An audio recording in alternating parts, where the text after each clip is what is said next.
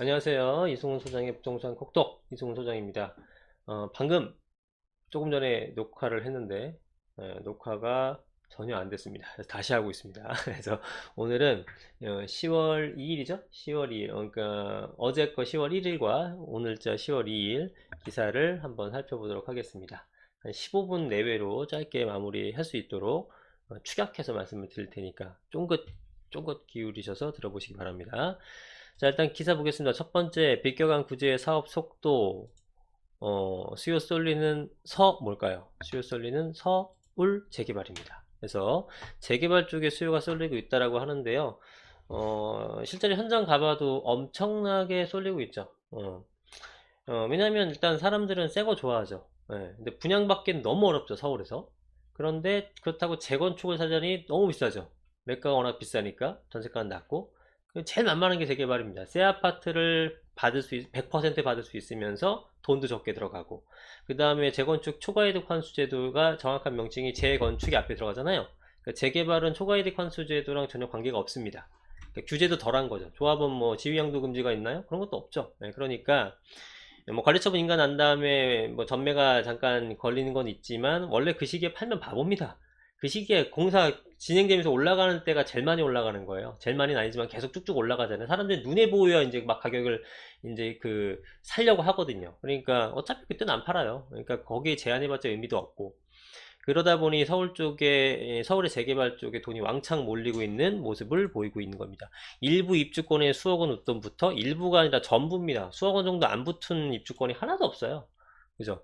지금 뭐 경기도라든가 이런 쪽에 있는 재개발도 진행 좀 큰 유명한 도시 같은 것들은 보통 한 2억씩 붙어 있습니다. 피값만, 프리미엄 값만. 거기다가 지금 아파트 가격이 굉장히 많이 올랐잖아요. 아파트만의 가격이 오른다는 것은 이제 지금 사업이 순항된다, 속도가 빨라진다라고 하는 이유가 주변에 아파트 값이 올랐습니다. 그러면은 이 재개발할 때 일반 분양할 거 아니겠습니까? 재개발 일반 분양하게 되면은 비싸게 할 수 있죠. 왜냐면 주변에 5억이었으면은 5억에 분양해야 되는데 10억이 됐으면 10억에 분양할 수 있으니까 당연히 재개발도 주변에 아파트 가격이 상승하게 되면은 가격이 상승하는 겁니다. 그래서 오른 거예요. 다 같이 오른 거에 대해서 오른 거지 재개발만 따로 오른 게 아니잖아요. 그러니까 이 거품이 아니라는 겁니다. 이만큼 올랐다 하더라도. 그래서 이제는 다 오른 마당에 추가적으로 오를 수 있는, 이게 계속 다 오르진 않겠죠. 이 정도 왕창 평균적으로 다 올랐고 여기서 이제 지금 시점에서 투자하시는 분들은 더 오를 거를 구입하셔야 되잖아요. 그게 재개발이라는 얘기가 됩니다. 네, 그게 재개발이라는 얘기가 되는 거예요. 그래서 그런 쪽에 관심 있게 보시면 됩니다. 지도 한번 볼까요? 이거는 예상치 않았었던 거지만 갑자기 생각을 난 김에 해보겠습니다. 보시면은요, 네이버 지도고요. 우리가 이제 뭐 강남 쪽에 있는 송파 쪽에 있는 거는 이제 위례 위쪽에 거여 마천 뉴타운이 있어요. 거여 마천 뉴타운. 이쪽은 위례 신도시와 연접되어 있기 때문에 북위례 쪽이 이제 하반기 분양하잖아요. 내년 초나. 그렇게 됐을 경우에 요게 가격과 여기 가격은 거의 비슷하게 움직인다 보시면 될 것 같습니다. 결코 나쁘지가 않죠. 예. 왜냐면 예전에 완전 끝자락이었는데요. 위례 신도시가 생기면서 너무 끝자락인 이미지를 좀 벗어난 것 같습니다. 좋아질 것 같고요. 뭐 돈이 문제지 뭐 좋기야 좋죠. 그 다음에 요즘에 핫하게 뜨고 있는 지역이 어디냐면 이렇게 흑석동, 흑석뉴타운, 그죠? 왜냐면 반포가 바로 옆에 있잖아요. 반포가 바로 옆에 있는데 평당 1억을 찍고 막 이러고 있죠. 그러고 있는데 상대적으로 굉장히 싸 보이는 거죠. 여기도 지금 새 아파트는 30평대 얼마 전에 16억 정도까지 거래가 됐습니다. 하지만 얘는 평당 1억이라고 봤을 때는 여기저기 반값 수준이다. 더 올라가지 않겠냐라는 인식이 있는 거고요.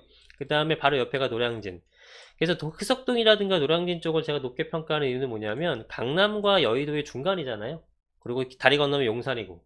그래서 직주 근접성을 최고의 위치를 갖고 있는 동네이기 때문에 노량진이나 흑석 뉴타운, 그 다음 바로 옆에 신길 뉴타운. 신길 뉴타운 왜 좋냐 하면 여의도 가깝고요. 그 다음에 여기는 이쪽 구로 지질탈단지 쪽도 가깝고요. 그 다음에 무엇보다 영등포 자체가 개발이 되고 있습니다. 그래서 여의도의 배후 주거지로 만들었지만 이 주변 일대가 신안산점 통과가 되게 되고 상당히 많은 매력적인 요소들이 자리 잡고 있다라고 보시면 됩니다. 네. 그리고 이거는 또 올라가 보면 이쪽에 보면은 이제 수색 증산 뉴타운이 있죠. 수색 증산 뉴타운은 여기도 서울의 시 경계선에 있죠. 시계 쪽에 있는데 상관없어요. 지금은 재개발이면 다 오르고 있다. 그다음 무엇보다 바로 건너편 쪽이 상암동인데 상암동도 집값 장난 아니잖아요. 그러니까 위치가 그렇게 중요하지 않다. 그렇게 만들었던 요소 중에 하나는 뭐냐면 이 상업지, 일반 상업지 보이시죠? 언론 미디어 그룹들이 많이 모여 있는 곳입니다. 그쪽에서 직주 근접성이 뛰어난 곳이기 때문에 그렇다. 심지어 여기 항동 공급주택지구 같은 경우도 이게 뭐 사실 지하철도 없고 대단히 멀잖아요. 그런데도 프리미엄이 지금 뭐 한 2억 가까이, 1억 5천에서 2억 가까이 갈 겁니다. 그 정도로 높은 가격을 유지하고 있다. 뉴타운만 보는 게 아니라 이쪽 연신내 쪽이라든가 이런 쪽에서는 가련동, 가련지구 같은 것들도 대규모의 재개발이 있습니다. 뉴타운과 재개발의 차이점은 아시죠? 재개발은 그냥 뉴타운은 그냥 커다란 재개발 구역별로 나눠서 그냥 이 정도만 개념 생각하십시오. 일반적인 재개발 한 2,000세대 넘는 것들이 있거든요. 이런 것들도 지금 핏값이 3억 정도 붙었습니다. 하지만 사도 된다. 그런 내용들이죠. 이거 지금 다 하기는 힘들고요. 그 다음 관심 있는 게 뭐 여기 왕십리 같은 건 끝난 것들이고요. 여기 이문 뭡니까 동대문 뉴타운, 그죠? 전동 답심리 뉴타운, 그 다음 위쪽에 이문 휴경 장위까지는 충분히 고려해 보셔도 될 것 같다라고 보시면 됩니다. 갑자기 이걸 했는데 넘어가고 다시. 하여튼 그래서 서울 재개발이 굉장히 사업 속도를 빠르게 내고 있고 전망이 좋다란 수요가 쏠리고 있는데요. 제가 봐서 전망은 좋다라고 보셔도 됩니다. 박원순 그린벨트 해제 불가라고 써 있네요. 자, 그린벨트 해제를 안 하겠다고 계속 강조를 하고 있죠. 그래서 도심에 공공임대주택을 공급한다고 하는데 지금 이제 어떤 식으로 하냐면은 뭐 주상복합 일부 한다고 하는데 뭐 구체적인 내용보다 도심에다가 그린벨트 안 풀고 그렇다고 정부에서 지금 주택 공급해야 된다. 서울시 이제 집값 너무 올랐다라고 하는데 그냥 가만히 있을 수는 없고 그린벨트 풀기 싫고 그러다 보니까 도심 쪽에다가 더 높이 올려야 되는 거죠. 그래서 상업지역이라든가 준주거지역 같은 것들에 대다가 용적률을 높여주는 거고요. 뭐 대표적으로 성동구치소 같은 부지에다가 유의부지 활용을 하면서 이제 올려가는데 그런 과정에서 일단은 불협화음이 나고 있습니다. 구청장들과 뭐 여하튼 그런 식으로 활용해서 한다고 하는데요. 그랬을 때 이제 도심권에다가 공급하는 거는 단순 그 서민들을 위한 공공주택뿐만이 아니라 공공주택보다 중산층을 위한 약간 뉴스테이 같은 개념인데 중산층을 한테 제공을 해주겠다. 근데 그거를 분양 형태가 아니라 그 분양 형태가 아니라 임대 형태인데 임대 형태로 했을 때 중산층은 이제 어쨌든 목돈이 마련되잖아요. 그거를 이제 보증금 형태를 받는 거죠. 그래서 보증금이 쌓여서 그걸 가지고 또다시 서민들을 위한 중공공 임대 주택을 만들겠다 이런 구상을 갖고 계신 겁니다. 그렇게 해서 지금 여러 군데를 보면서 이제 그 벤치마킹을 하려고 돌아다니고 계신 거겠죠. 열심히 일하시네요. 자, 9월에 서울 집값은 10년 만에 가장 많이 올랐다고 합니다. 놀랍죠? 어느 정도 올랐냐면 1.25% 올랐습니다. 여러분들 1.25%가 올랐으면 12달이면은 15% 오른 거죠. 연간 15% 올렸으면은 평균 15%가 오른 거잖아요. 그럼 누구는 100%도 오른 거 있을 수 있고요. 누구는 50% 오른 게 있을 수 있고, 누구는 떨어진 게 있을 수 있고, 누구는 5%만 오를 수 있고, 다양한 겁니다. 그래서 평균 15%가 올랐다는 것은 특정 지역은 엄청나게, 특정 단지는 무지막지하게 오른 것을 뜻하는 내용이기도 합니다. 평균이 그 정도 올랐다는 것은요. 그래서 매물이 부족 현상에서 가을 있었으면 뭐 이거는 뭐 원인은 알아서 파악하시라고 하고 어디가 주로 올랐냐면 총매제를 작용한 거 이번에도 역시 강남 4구 쪽이랍니다. 그래서 오름폭을 보니까 강동구는 2%포인트 이상 올랐고요. 강남 송파 서초구도 1.5% 이상 다 올랐다. 영등포도 마찬가지고요. 그래서 강남 4구 영등포 요즘 핫한 지역들이 가장 많이 상승하는 모습을 보이고 있다라고 보시면 됩니다. 한국감정원이 집계한 서울의 평균 집값은 5억 8,800만원 거의 6억을 가깝게 하고 있고요. 전국 평균 집값의 2배를 놓돈다고 합니다. 이거는 앞으로 충분히 더 벌어집니다. 안타깝게도. 그 해외 사례를 보게 되면은 2배가 뭡니까? 몇 배씩 차이 납니다. 그래서 도심 집중화 현상이 굉장히 커지고 있다. 이거는 세계 어느 나라나 마찬가지다. 중위주택 가격은 서울이 5억 5,300만원인데요.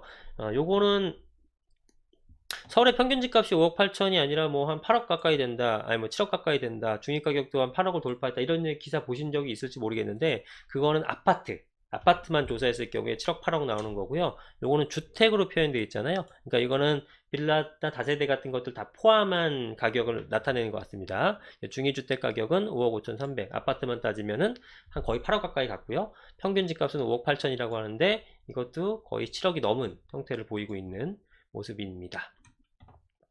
아파트만 따졌을 경우에는. 자, 이런 내용이었고요. 그 다음에 이거는 뭐 아시겠죠? 3기 신도시 가 지금도 죽게 있는데 3기 신도 우리는 어떡하라고. 2기 신도시 얘기하는 겁니다. 2기 신도시가 지금도 여전히 가격이 안 오르고 좀 활성화되지 못한 상태, 굉장히 좀 조용한 베드타운이 된 곳들도 많잖아요. 예, 그런 것들도 지금 집값이 안 올라서 사람이 없어서 난리인데 또 짓게 되면 우리는 어떡하냐, 그런 내용입니다. 그 다음에 주택등록은 대출 연체 1133억, 지방 악성 미분양. 요거는 지방은 악성 미분양이 되게 많아요. 서울은 집값이 올라서 난리지만. 그러다 보니까 미분양, 뭐 우리가 입주할 때 되니까 가격이 막 떨어지고 하니까 집도 안 팔리고 해서 이 잔금을 치르기도 어렵고 치르기도 싫고, 그러니까 막 지연되는 게, 연체되는 게 굉장히 많은 겁니다. 그래서 대출 연체가 생각보다 상당히 많아지고 있다라는 얘기예요. 서울 아파트값 상승 일단 제동, 호가 낮춤 매물이 뭐 나온다, 이런 얘기인데 이것도 지금 서로 눈치 보기 싸움입니다. 그죠? 뭐 지금 현장 분위기 아실 거 아니겠습니까? 상승은 일단 안 하죠. 왜? 더 올릴 수가 없죠. 매수자들이 안 붙기 때문에. 근데 매수자들이 그렇다고 지금 포기를 했느냐? 그건 아니고 어떻게 할까 고민하고 있는 겁니다. 금액이 좀 떨어지지 않을까? 이러고 있는 거고, 매도자들은 아주 급한 사람 한두 명 빼놓고는 그냥 잠깐 쉬어가지 뭐 이러고 있으니까 매도와 매수 간에 괴리가 생기죠. 가격 갭이. 그러니까 이제 당연히 맞춰지질 않는 겁니다. 가격이 접점이 맞춰지질 않는 거예요. 그런 상태입니다. 눈치 보기 싸움은 당분간은 조금 진행되겠다 보시면 됩니다. 고강도 부동산 규제라도 로또 청약 쏠림 부추긴다. 사람은요 새 아파트 좋아하죠. 근데 새 아파트는 일반 분양 받으려면 방금 그 이제 청약 같은 거를 해야 되는데, 청약은 사실상 받기가 어렵잖아요. 경쟁이 워낙 세니까. 그죠? 또 청약 가점제하게 되게 되면은 연세 많으신, 무주택 오래되신, 납입기간 긴 분, 이런 분들만 되니까 저희 같은 사람들은 되기가 힘들죠. 근데 일단 되기만 하게 되면은 엄청나게 오른다. 왜냐면 분양가 상한제로 인해서 가격이 좀 낮은 상태고, 그죠? 되기만 하게 되면은 새 아파트를 받게 됐을 때 새 아파트의 어떤 프리미엄은 엄청나기 때문에 가격이 엄청 높아진다. 뭐 청약할 때 돈 드는 거 아니니까 사람들도 많이 하게 되는 거고요. 일단 되기만 하면은 프리미엄은 많이 오른다 보시면 되겠죠. 그런 얘기죠, 뭐. 금리 인상에 대한 얘기를 시간이 없네요. 간략하게 해보겠습니다. 금리 인상을 자꾸 이제 하라고 얘기를 하는데요. 금리 인상 되게 되면 집값이 잡힐 거다라고 얘기하는데요. 너무 단순한 생각입니다. 금리 인상을 했을 때는요, 여러 가지 면을 봐야 되는데, 현황을 좀 말씀드릴게요. 현황은 뭐냐면, 일단 미국이 금리를 올해 3차례 올렸고요. 12월 달에 한 차례 더 올릴 예정입니다. 걔네들은 3, 6, 9, 12월 달에 금리 인상 여부를 결정하거든요. 근데 사실상 12월 달도 올리는 걸로 거의 기정사실화 되어 있습니다. 그럼 올해만 1% 올렸고, 우리나라와 금리 차이도 지금 0.75%입니다. 우리나라 1.5%, 걔네 2.25%예요. 2에서 2.25%. 그러면 이제 12월 달에 한 번 더 올리면은 1%포인트 차이가 나는 거잖아요. 상당한 격차가 나는 거죠. 그죠? 금리가 역전만 돼도 우리나라 막 죽어나갈 것처럼 생각했는데 1%포인트로 앞서 나간다? 그럼 굉장히 심리적인 불안감을 느낄 수 있겠죠. 그죠? 그러니까 이제 선제적 대응 방안에서 우리나라는 지금 10월달, 11월달 금통위 회의가 있는데 아마 2번 중에 1번 정도는 올리지 않을까, 대응 차원에서 라고 생각이 하고 있습니다. 근데 일단 10월달은 안 올릴 것 같고요.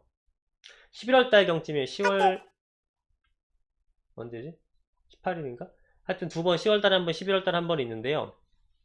그때 한 번 정도는 아마 올릴 것 같은 느낌이 듭니다. 지금 언론에서는. 근데 그게 과연 그러니까 그게 올릴 것 같다라는 거지, 올리는 게 맞다라고 제가 주장하는 건 아니에요.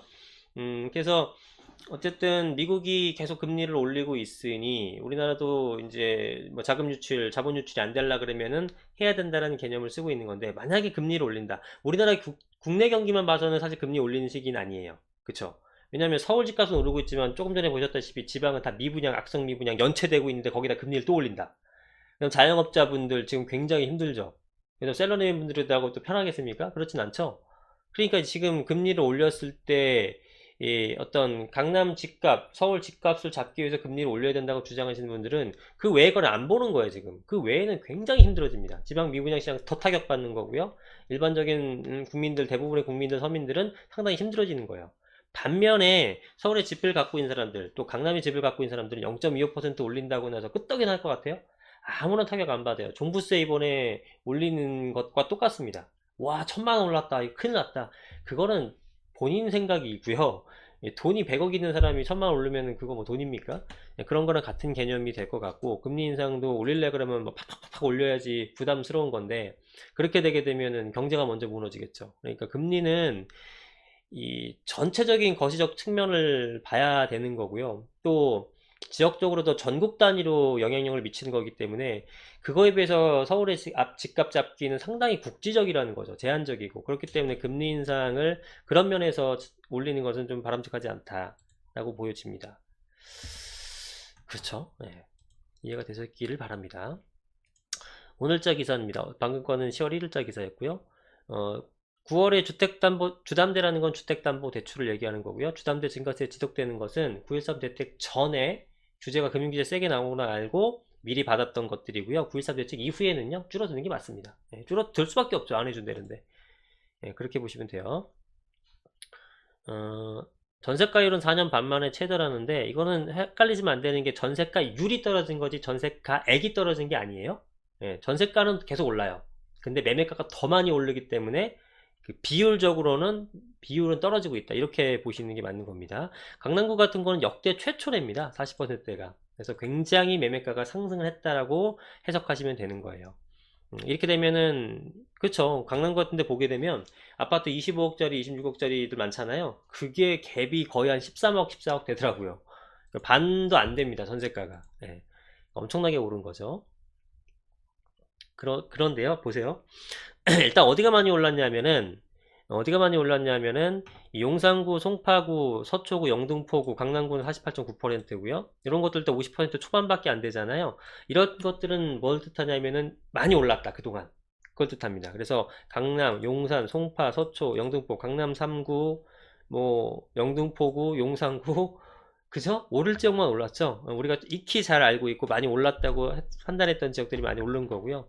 그 외에 이제 아직도 비율이 높은 것들은 관악구, 서대문구, 구로, 은평, 중구, 금천구, 도봉구 이런 것들인데요. 요런 지역은 지금 시점에서 투자가 유망한 지역이라고 보셔도 됩니다. 지금 시점에서. 왜냐하면 전세가 비율이 높기 때문에 투자를 하기 위해서는 자금은 한계가 있죠. 대출은 막혀 있죠. 상승은 할 거라고 믿는 투자자들이 투자를 할 때는 이런 데는 용산, 송파, 성수 이런 데 더 이상 못 합니다. 자금 웬만한 자금 갖고 못 하죠. 그러다 보니까 이런 쪽으로 이제 투자가 쏠릴 거예요. 그럼 이쪽이 조금 더 지금 시점에선 유망할 수 있다는 겁니다. 너 여기다 사놓고 나서 뭐 띄우는 거지 이렇게 말씀하신 분이 있는데요. 당연히 사놨어요. 사놨는데 사놨는데 띄우려고 이걸 하는 게 아니고요. 사던 사놓기 전에든 계속 좋다고 얘기를 했었던 지역들이고 좋기 때문에 사는 거지 사놓고 나서 띄우는 게 아니에요. 좋기 때문에 샀던 안 샀던 계속 좋다고 말씀을 드리는 것 뿐입니다. 그 다음에 경기도랑 인천 같은 건 아직도 70% 전세가율을 기록하고 있다는데 여기도 하락은 추세인 것은 맞다. 이게 보는 거죠. 그쵸? 전세가율 하여튼 엄청나게 내렸기 때문에 갭 투자는 좀 힘들어졌다. 이렇게 보셔도 될 것 같습니다. 요거 아까 했지 않았나요? 그린벨트 해제했던 것 같아요. 거래는 당연히 없죠. 요즘에. 효과상도 일단 스톱이고 당연한 내용이고 이 같은 당 소속 구청 등도 계속 반기를 들고 있는 것은 서울시가 예를 들어 송파 같은 경우 성동구치소 부지에다가 뭐 그 주민 편의시설 같은 것들을 건립해 주기로 했는데 지금 이번에 말이 바뀌면서 임대주택 공급한다고 하니까 열이 받죠. 근데 송파구청하고도 협의가 된 건 아닌 것 같아요. 그래서 이런 부분들 그 다음에 그 정부 입장에서도 서울시랑도 협의가 안 됐을 뿐만 아니라 지금 과천시도 난리죠. 시흥시도 난리죠. 광명시도 난리죠. 광동구도 난리죠. 하여튼 모든 협의가 안 된 상태에서 일방적으로 발표를 했기 때문에 지금 서울시와 정부와 구청장들, 그냥 구청장들과 정부 다 지금 불협화음이 나고 있습니다. 그래서 일단 발표는 했는데 그 다음에 앞으로 또 신도시에 발표를 할 거라고 하는데 상당한 오랜 시간이 걸릴 것 같고 진통이 있을 것 같습니다. 그 사이에 또 집값은 오르겠죠. 그렇답니다. 또 그런 내용으로 했습니다. 한 20분 걸렸네요. 9월 9.13 대책 이후에 추석 이후에 분위기는 전반적으로는 좀 시장은 안정세다. 근데 이게 또 어떻게 움직일지 모른다. 다만 지금 쏠림 현상으로 인해서 서울 쪽의 재개발은 굉장히 많이 나타나고 있더라. 박원순 시장은 그린벨트는 계속 해제를 불가하고 있는 모습이더라. 그 다음에 불만은 계속 많아지고 있고 전세가는 낮아지고 있고 뭐 이런 형태입니다. 뭐 제가 볼 땐 10월 달에는 당분간 이런 느낌으로 좀 갈 거고요. 근데 결국은 오를 수밖에 없습니다. 왜냐하면 지금 공급 대책이 나와줘야 되는데 공급 대책이 지금 굉장히 애매하게 나와버렸죠. 그죠? 또 서울하고 멀리 있는 곳들 거기다가 빨리빨리 보상 진행도 안 될 것이고 심지어 그쪽에 있는 지자체들 장과도 지금 협의가 안 된 상태라 그러면은 발표로 인해서 구두 개입 정도의 효과만 있을 뿐이지 이거를 실질적인 집값을 잡기 위한 영향력을 발휘하려면 뭔가 빨리빨리 움직이는 모습을 보여줘야 되는데요. 그게 없을 것 같다는 느낌이죠. 그러면은 역시 또 가격이 상승할 가능성이 크다라는 겁니다.